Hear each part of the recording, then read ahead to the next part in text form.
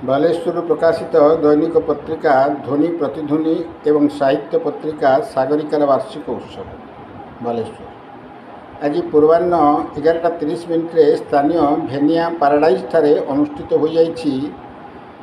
बालेश्वर प्रकाशित दैनिक पत्रिका ध्वनि प्रतिध्वनि और साहित्य पत्रिका सागरिकार वार्षिक उत्सव। यही अवसर में मुख्य अतिथि भाव सदर विधायक मानस कुमार दत्त जोगदे कार्यक्रम को आनुष्ठानिक भाव उद्घाटन करथिले।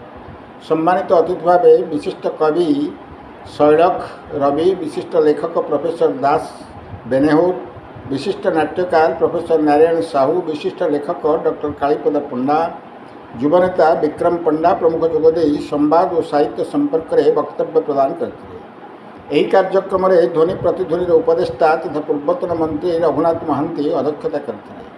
संपादिका सौरीन्द्री साहू अतिथि परिचय प्रदान करथिबा बेले परिचालना निर्देशक सृष्टिधर परिड़ा प्रारंभिक वक्तव्य रखिते। यही अवसर में 16 जन प्रतिभाधारी को संबर्धित करा जायतिला। बालेश्वरु विजय कुमार महांती रिपोर्ट, कांतिधारा न्यूज।